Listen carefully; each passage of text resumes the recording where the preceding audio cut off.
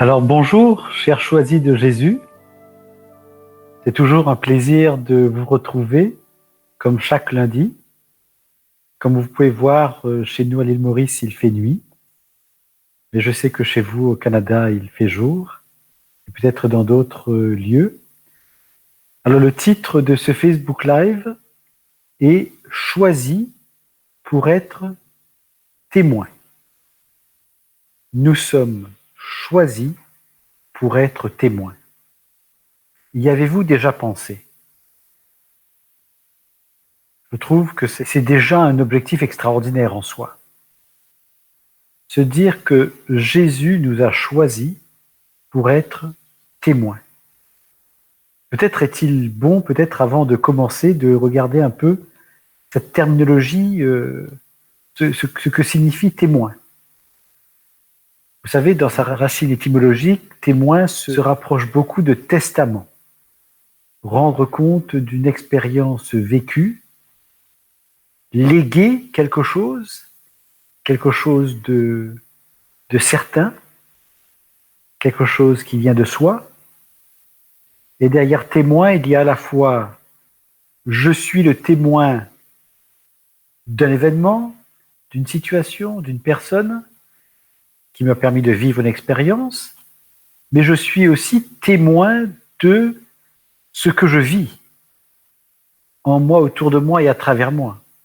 Vous voyez, dans ce mot témoin, nous voyons qu'il y a ces deux aspects, comme les deux faces d'une même pièce, d'une même feuille. Choisi pour être témoin. Pour développer cette thématique, je vous propose de nous pencher sur le message 83 du volume numéro 2 de Pour le bonheur des miens, mais choisi Jésus, ce message dont est issue la pensée du jour, de ce jour, tout simplement. Et puis, nous allons faire un saut dans les textes de la messe de ce jour pour essayer de voir comment le Seigneur est en train de nous parler à travers son message, celui qu'il a donné à Léandre, qu'il a confié à Léandre, et à travers l'Église.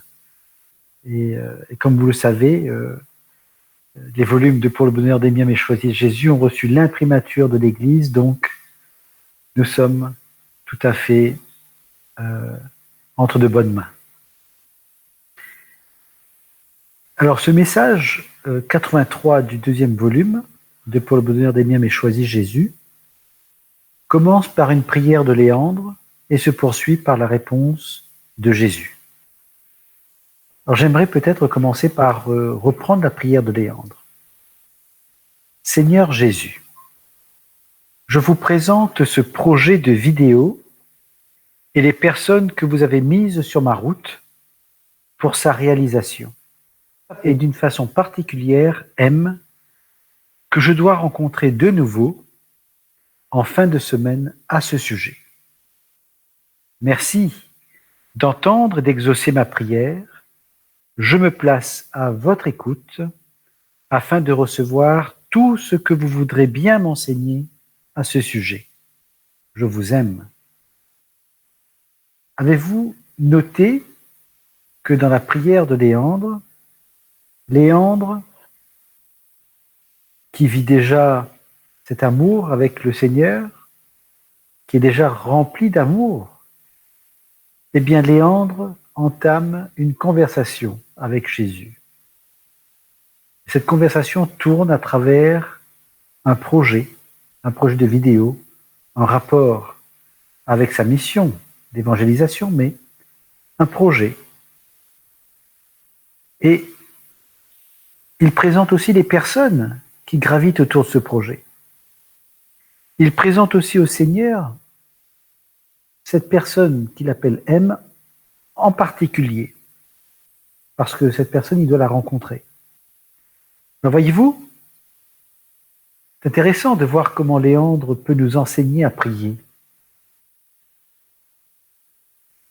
Ce qu'il nous présente dans cette prière, ce sont simplement une des activités de sa journée.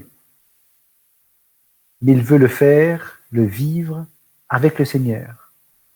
Plus que ça encore, il demande à Jésus de l'inspirer. Il demande à Jésus de l'aider, de l'accompagner, de lui confier ce qu'il désire qu'il fasse. Et pour cela, il se met à son écoute. Il s'adresse à Jésus, il expose sa demande et il se met à son écoute, tout simplement. Peut-être pouvons-nous nous aussi revisiter peut-être notre journée en nous demandant qu'avons-nous fait? Nous sommes-nous tournés vers le Seigneur? Lui avons-nous demandé son assistance? Lui avons-nous demandé de nous inspirer? Si nous ne l'avons pas fait, peut-être pouvons-nous, après, penser à notre journée de demain et lui demander au Seigneur que demain matin, quand nous nous réveillerons, s'il peut nous rappeler de nous tourner vers lui pour entamer cette journée de la manière dont Léon nous propose de le faire. Écoutons la réponse de Jésus. Mon tout petit, encore une fois, avance dans la foi pure. Alors comprenons que lorsque Jésus parle de foi pure dans ses messages, il l'a un peu explicité déjà dans le premier volume. Avancer dans la foi pure, c'est avancer dans un état d'esprit qui cherche à ne pas savoir, à ne pas chercher à comprendre, à ne pas vouloir tout connaître avant. C'est de plonger dans cette confiance, dans cette foi, en notre Dieu que nous savons fera tout pour notre bien. Donc cette foi pure, c'est une confiance totale, illimitée. Une confiance telle que je n'ai pas besoin de demander au Seigneur que va-t-il se passer? Que dois-je faire? Comment dois-je me préparer? Non. C'est lui faire confiance et rester à son écoute. Jésus poursuit. Tu vois bien que c'est moi qui t'ai inspiré, c'est également moi qui t'ai confirmé tes inspirations par Élisabeth et les autres personnes que j'ai mises sur ta route à ce sujet. C'est également moi qui t'envoie M pour accomplir ce travail. Arrêtons-nous un instant, si vous voulez bien. Jésus inspire Léandre. Jésus confirme les inspirations qu'il a déposées dans le cœur de Léandre. Et Jésus envoie une ou plusieurs personnes pour aider Léandre à accomplir ce travail. Voyez-vous? Jésus dépose en nous une inspiration. Puis il nous le confirme. Et enfin, nous passons à l'action, où il met une autre personne sur notre route pour l'accompagner dans l'action. C'est important de bien comprendre cela. Parfois, nous nous croyons inspirés et puis nous agissons tout de suite. Parfois, nous nous croyons inspirés et puis nous y avons tellement de doutes que nous ne bougeons plus. Voire même, nous reculons. Parfois, nous recevons une inspiration et nous adoptons la bonne démarche. Nous accueillons cette respiration, cette inspiration. Nous la bénissons et nous cherchons à la comprendre. Rappelez-vous cette démarche ABC. Dans le message, je crois, de 227 du volume 1, il me semble, c'est ça, 227 du volume 1.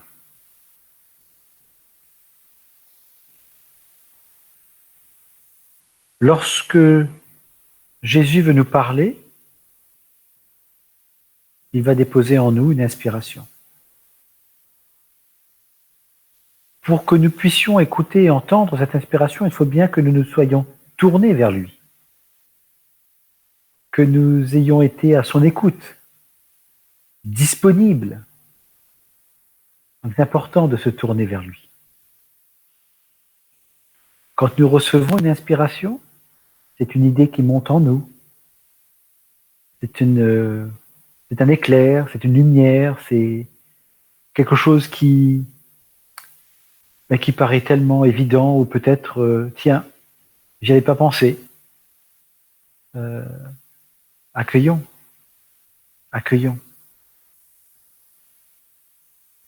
Mais demandons au Seigneur de nous confirmer cela.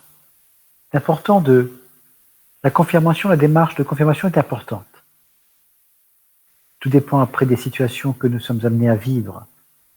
Il y a des situations où nous n'avons pas le temps de demander la confirmation, donc c'est le cœur ouvert à cette foi pure, tournée vers le Christ, en lui demandant une inspiration dans le moment, et nous devons faire confiance qu'il nous accompagne dans ce que nous allons dire, dans ce que nous allons faire. Parce que nous savons qu'il pourra transformer le mal en bien si nous devions mal faire quelque chose. Mais d'une manière générale, quand nous recevons une inspiration, il est bon de l'accueillir. Comme une graine que nous mettons en terre, il faut l'arroser, lui laisser le temps de s'installer, nous laisser le temps de se l'approprier et se rendre disponible au Seigneur. Se rendre disponible pour ce qu'il voudra bien nous dire à ce sujet, au sujet de cette inspiration. Est-ce une inspiration que nous devons simplement garder pour nous? Est-ce une inspiration que nous devrons partager avec une autre personne? Est-ce une inspiration qui va nous inviter à une action quelconque? Si c'est le Seigneur qui nous inspire, il le fait à dessein. Il le fait parce qu'il a envie de passer par nous pour que cette inspiration puisse porter son fruit. Donc, voyez-vous, il me paraît important de nous arrêter dessus. Se laisser inspirer par le Seigneur, se laisser confirmer par nos proches ou d'autres personnes, et nous laisser aussi éclairer sur la marche à suivre, les actions à prendre.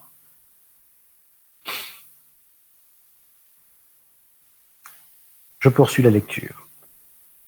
Tu n'as qu'à marcher de l'avant et tu continueras d'être témoin de mon agir, tant au moment de la réalisation de cette cassette vidéo qu'après sa diffusion. Voyez, tu n'as qu'à marcher de l'avant. Je reçois l'inspiration, je reçois une confirmation, le Seigneur me permet de passer à l'action, seul ou avec d'autres personnes. C'est le signal pour avancer.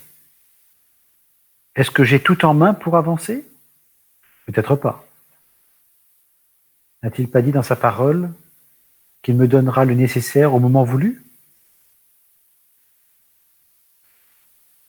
C'est cela la foi pure. Je plonge, j'y vais. Que vais-je dire?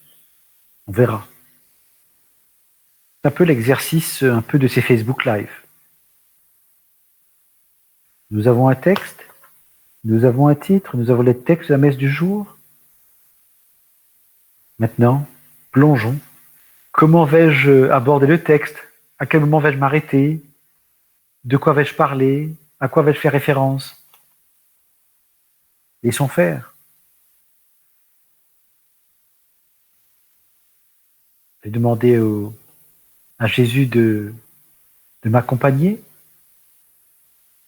de m'inspirer, de parler avec moi, voire même de parler à travers moi, par son Esprit Saint. J'ai même dit, si tu veux, parle-toi et moi je t'accompagne, tout simplement. Enfin, chacun trouvera bien la formulation qui lui convient. Et c'est cela, je fais de plonger. Devais-je préparer quelque chose? Oui. Bon, j'ai bien relu les textes pour m'en imprégner. Les textes de la messe du jour. Vous savez, la pensée du jour, on la découvre le jour même. Donc, c'est une surprise. Le message va-t-il être en concordance avec les textes de la messe du jour? Ils sont toujours en concordance. Nous n'avons pas à nous inquiéter. Nous allons le voir. Tu n'as qu'à marcher de l'avant. Avance. Avance. Et tu continueras d'être témoin de mon agir. Cela, c'est fondamental. Jésus m'inspire, il me confirme son inspiration, il me montre la manière dont je dois agir, j'avance, et que se passe-t-il? Il fait de moi un témoin de son agir, en moi, autour de moi et à travers moi. C'est extraordinaire. Alors qu'en avançant, je m'apprête, je me dis, tiens, ça va être moi qui vais agir, faire. Non, c'est lui qui fait. Et il m'utilise comme un instrument, à travers moi. Il agit. C'est pareil avec vous. C'est pareil avec vous, avec chacun d'entre nous. Nous sommes choisis pour être témoins. Nous sommes choisis pour être témoins. Témoins de son agir en nous, autour de nous et à travers nous, et témoins de son agir chez les autres. N'est-ce pas magnifique? Nous sommes à l'école de son amour. Nous sommes à l'école d'une certaine pratique auquel nous devons nous exercer. C'est en nous exerçant que nous allons mieux découvrir, mieux comprendre, que nous allons mieux découvrir la manière dont Jésus agit en moi, autour de moi et à travers moi. C'est en s'exerçant à cela que nous comprenons progressivement ce que saint Paul disait dans sa parole, et que je répète assez régulièrement, ce n'est plus moi qui vis, c'est le Christ qui vit en moi. Je trouve ça fantastique. J'espère que vous aussi. Marchez de l'avant, continuez à être témoin de son agir. Continuez.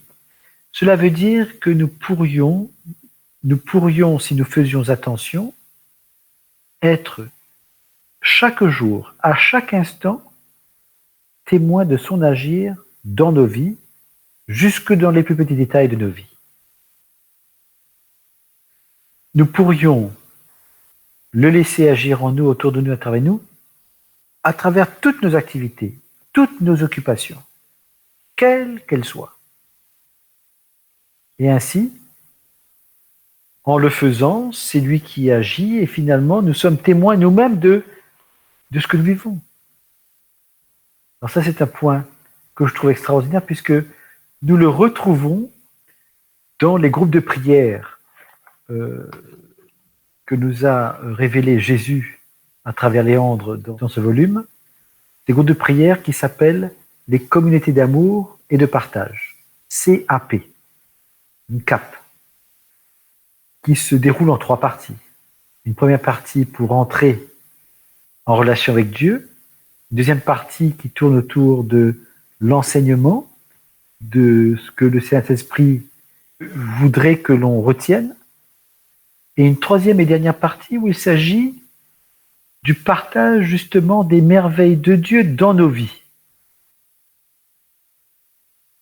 Tout ce qui est le plus banal, de tout ce qui est le plus banal à tout ce qui est extraordinaire. Eh bien voilà, c'est apprendre à voir Dieu à l'œuvre dans nos vies. C'est pour cela que nous avons été choisis. Nous sommes choisis pour être témoins des merveilles de Dieu dans nos vies, témoins de telle façon que nous sommes invités à témoigner, à en parler, à partager, parce que nous découvrons que nous sommes enrichis par ces témoignages. Ces témoignages nous font du bien, nous apprennent à regarder Dieu à l'œuvre d'une nouvelle manière. Plutôt que d'utiliser les termes habituels, c'est la chance, ouais, c'est le hasard, c'est ceci, c'est cela, enfin bref, voire même je vais toucher du bois. C'est du n'importe quoi.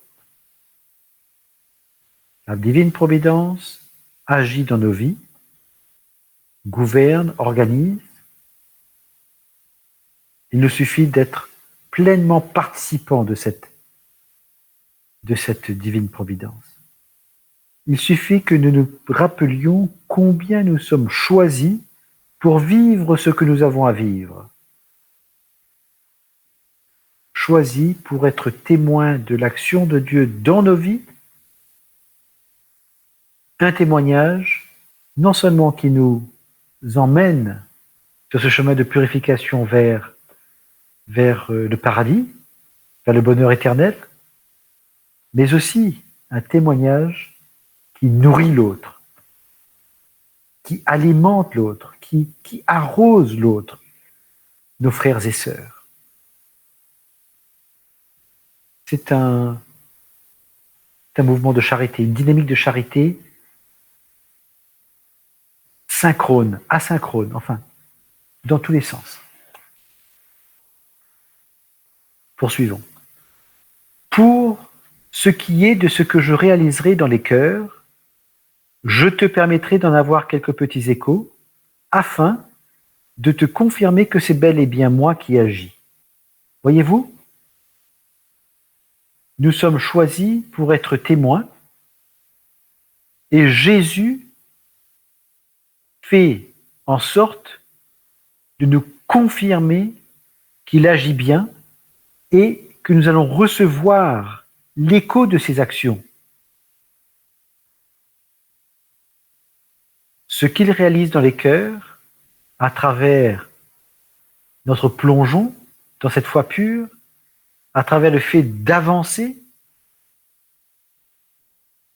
eh bien, nous avançons, nous lui faisons confiance, nous lui faisons confiance qu'il est en train d'agir en nous, autour de nous et à travers nous. Résultat,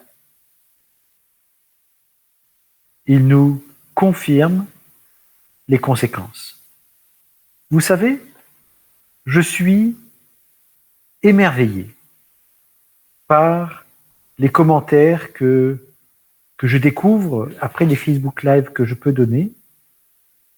Et dans ces commentaires, il y en a toujours au moins un qui vient me confirmer que le Seigneur a bien touché le cœur d'une ou de plusieurs personnes. C'est cela qui rassure. C'est cela qui me fait continuer. C'est cela qui renforce ma foi. Ce témoignage, ces confirmations sont essentielles, je crois, à tout cheminant dans la foi, à tout témoin de la foi, à tout amoureux de la foi, à tout baptisé tout simplement.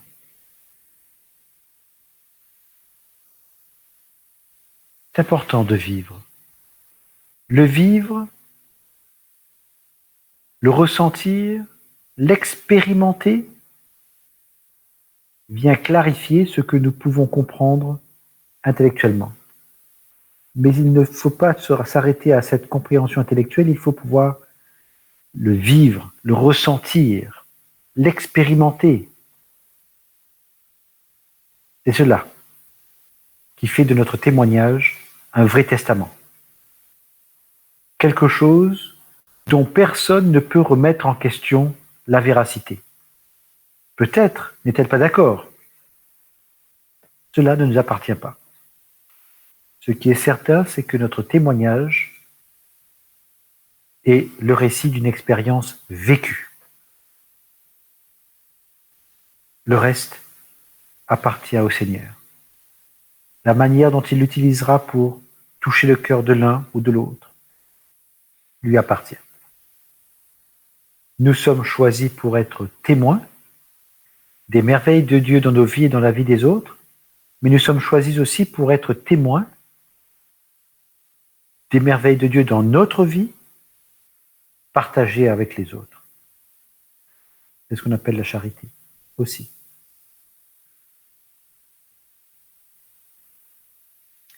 Mon cher petit, je te remercie de me faire confiance et de continuer à avancer sans savoir où je te conduis.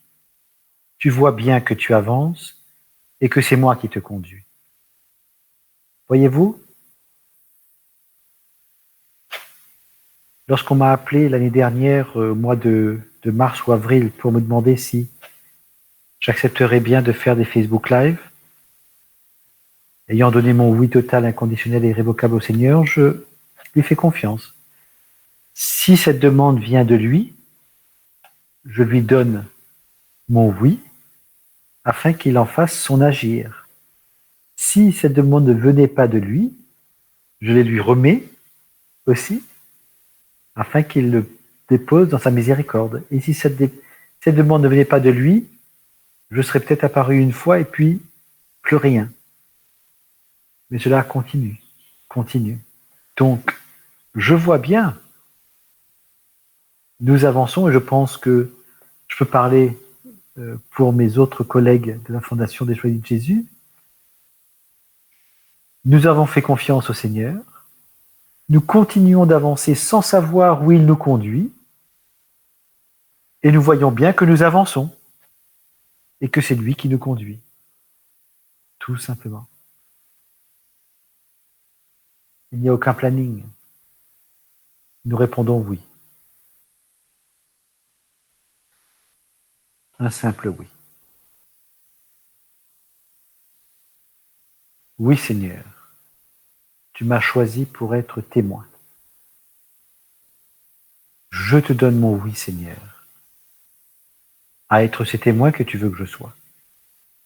Mon oui, Seigneur, à être ce choisi. Donne mon oui. Total, inconditionnel et irrévocable pour cheminer avec toi. Me voici, Seigneur. Rappelons-nous Samuel, il y a quelque temps de cela, dans la première lettre de Samuel, chapitre 3, je crois. Samuel, Samuel, parle, Seigneur, ton serviteur écoute.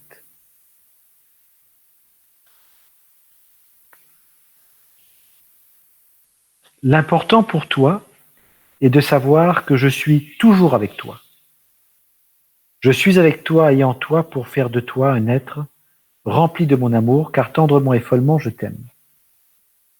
En y réfléchissant un peu, et en vivant ce que le Seigneur nous invite à vivre avec lui, en tant que choisi pour être témoin, et comme c'est lui qui agit en nous, à travers nous et autour de nous, mais il est toujours avec nous, il est toujours en nous. Voyez-vous?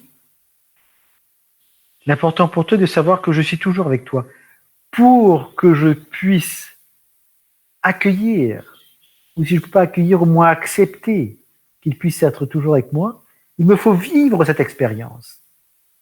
C'est en devenant témoin de cette expérience, de son agir en moi, autour de moi et à travers moi, que je deviens certain qu'il est bien toujours avec moi. Le fait d'être témoin, c'est que finalement, j'observe, je regarde, je découvre les merveilles de Dieu, je vois comment est-ce qu'il procède. Voilà, tout simplement. Et ce faisant, il ne peut être qu'avec moi. Je n'ai plus besoin d'aller le chercher ailleurs. Il est là. Hein, on se rappelle ce que Saint Augustin nous disait. Seigneur, je t'ai cherché ailleurs, à l'extérieur de moi, alors que tu étais à l'intérieur de moi. C'est à partir de ce moment-là qu'il a commencé à faire l'expérience de l'action avec le Seigneur. Le Seigneur n'était plus là-bas et lui là, ils étaient ensemble, faire ensemble. Peut-être un peu rendre sacré, un peu comme le sang du sacrifice d'un précédent Facebook Live. Voilà. Voilà pour ce message 83 du deuxième volume de Pour le bonheur des miens, mais choisis Jésus. Passons maintenant au texte de la messe de ce jour. Et j'aimerais commencer par l'évangile. L'évangile selon saint Marc, Marc 16, versets 15 à 18. En ce temps-là, Jésus dit aux 11 apôtres, « Allez dans le monde entier, proclamez l'évangile à toute la création. Celui qui croira et sera baptisé sera sauvé. Celui qui refusera de croire sera condamné. » Des paroles dures, et reprenons, si vous voulez bien. Choisi pour être témoin. Jésus a choisi ses apôtres. Et maintenant, il les envoie, comme il nous envoie. Allez, allez partout. Proclamez l'évangile à toute la création. Il nous choisit pour être témoins de son action là où il nous envoie. Rappelez-vous, en mon nom, vous ferez ceci. En mon nom, vous ferez cela. Rappelez-vous ça, en mon nom. Donc, nous proclamons en son nom et c'est lui qui agit. N'est-ce pas fantastique? Nous ne sommes là que comme des témoins pour les autres, que comme des témoins du Christ en nous, présent encore aujourd'hui, pour les autres. Ainsi, les autres nous regardent comme, eh bien oui, c'est possible que Jésus soit encore là aujourd'hui, qu'il agisse encore aujourd'hui, qu'il soit vivant aujourd'hui. C'est extraordinaire. Allez proclamer dans le monde entier l'évangile à toute la création. Proclamer. Composé de deux mots, hein, pro et clamer. Crier fort, clamer, pro c'est avant. Crier fort avant. Allez crier à tout le monde, là, à toute la création, avant quoi? Proclamer, nous proclamons avant quelque chose, Nous clamons l'évangile de Dieu avant qu'il se passe quelque chose.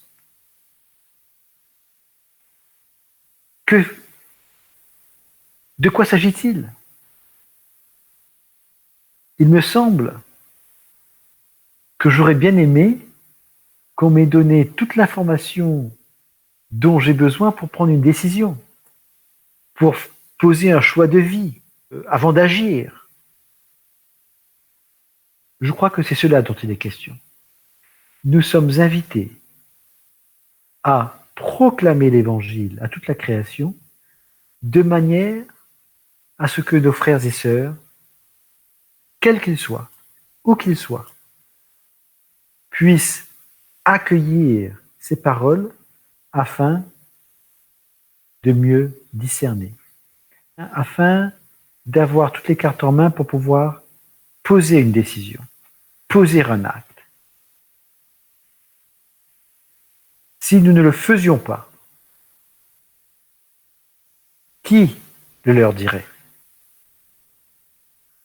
Cela veut dire qu'ils ne prendraient leurs décisions que basées sur ce qu'ils connaissent déjà de leur vie, sur leur référentiel à eux, leur culture, leur éducation, leur savoir,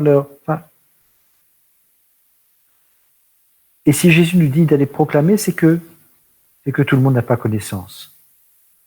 Non seulement de sa parole, mais n'a pas connaissance qu'il existe des témoins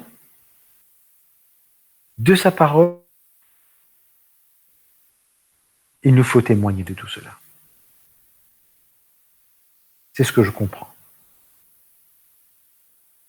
Celui qui croira et sera baptisé sera sauvé. Jésus étant le Sauveur, sa parole, l'Évangile étant sa parole, sa vie, cette parole, cette vie est porteur de ce salut. Le partager, le clamer haut et fort assure le salut des personnes, assure dès lors qu'ils vont l'accueillir naturellement et le mettre en pratique. Car, rappelons-nous l'acclamation juste avant l'Évangile, c'est moi qui vous ai choisi du milieu du monde afin que vous alliez, que vous portiez du fruit et que votre fruit demeure, dit le Seigneur. L'accueillons, le gardions, et ainsi, le fruit pourra être cueilli. Mais celui qui refuse de croire ne pourra pas dire qu'il n'était pas au courant, ne pourra pas dire qu'il n'avait pas reçu l'information. C'est dur de penser ainsi.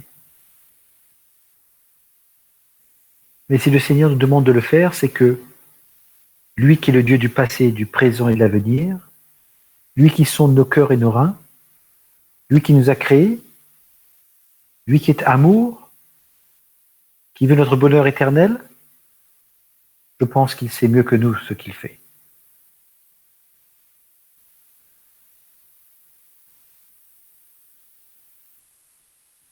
Donc, nous ne sommes pas là pour sauver les uns, condamner les autres. Nous sommes appelés pour être des témoins, pour proclamer son évangile. Et peut-être même l'évangile tel que nous le vivons. Ça veut dire que c'est une manière de témoigner de notre propre expérience. Cette expérience de la rencontre de Dieu dans nos vies, c'est un évangile. Aussi. C'est une bonne nouvelle que nous devons proclamer. Voici les signes, je poursuis le texte, voici les signes qui accompagneront ceux qui deviendront croyants. En mon nom, ils expulseront les démons. Ils parleront en langue nouvelle. Ils prendront des serpents de leurs mains et s'ils boivent un poison mortel, il ne leur fera pas de mal. Ils imposeront les mains aux malades et les malades s'en trouveront bien. Voyez, proclamer l'évangile à toute la création, c'est aussi venir dire au nom de Jésus, esprit du mal, quitte cette personne. En mission pour Jésus, point de poison qui puisse nous faire du mal. Au nom de Jésus, les malades seront guéris et s'en trouveront bien. Dès lors que nous utilisons ce au nom de Jésus, nous voyons bien que ce n'est pas nous qui agissons, c'est Jésus qui agit. Et alors, revenons un petit peu peut-être sur la première lecture. Le livre des Actes des Apôtres, chapitre 22, versets 3 à 16.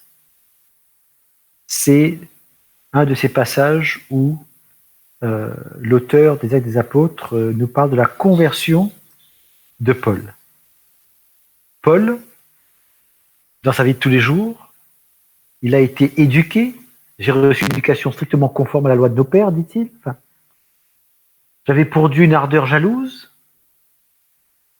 Et il a été à l'école de Gamaliel. Donc, sa manière de vivre, de travailler pour le Seigneur, dans son référentiel, il était sur le bon chemin. Il était persuadé de bien faire. Sa logique, ses évidences, ses valeurs, tout était là pour bien faire. Et pourtant, même si dans son fort intérieur, il était certain, voici que Jésus lui apparaît et lui dit, Saul, Saul, pourquoi me persécuter? Qui es-tu, Seigneur? Je suis le Nazaréen, celui que tu persécutes. Voyez, on retrouve un peu cette... Saul était-il, ou Saint Paul, était-il inspiré? Peut-être croyait-il l'être? Avait-il reçu des confirmations? Sans doute pas. Sinon, le Seigneur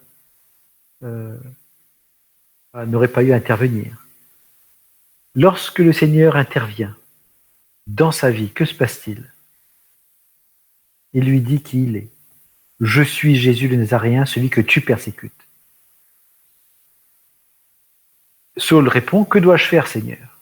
Le Seigneur lui dit, relève-toi, va jusqu'à Damas, et là on te dira tout ce qu'il t'est prescrit de faire. Nous sommes dans la démarche de la confirmation. Il a reçu la visite du Seigneur, le Seigneur l'envoie auprès d'une autre personne. Cette autre personne, comme on le voit dans un autre passage de l'Acte des Apôtres, le Seigneur a été apparu et est venu informer Ananie de la visite de Saint Paul. Donc le Seigneur s'occupe de tout. Et quand Saint Paul arrive, voilà que Ananie lui dit « Salut mon frère, retrouve la vue ». Et Ananie complète « Le Dieu de nos pères t'a destiné à connaître sa volonté, à voir celui qui est le juste et à entendre la voix qui sort de sa bouche. Car tu seras pour lui, devant tous les hommes, le témoin de ce que tu as vu et entendu. Et maintenant, pourquoi tarder? Lève-toi et reçois le baptême. Sois lavé de tes péchés en invoquant son nom. » Voyez? La deuxième étape, l'inspiration, la visite du Seigneur. Deuxième étape, ça c'était la première étape. La deuxième étape, le rendez-vous auprès d'Ananie, d'une autre personne, qui vient confirmer ce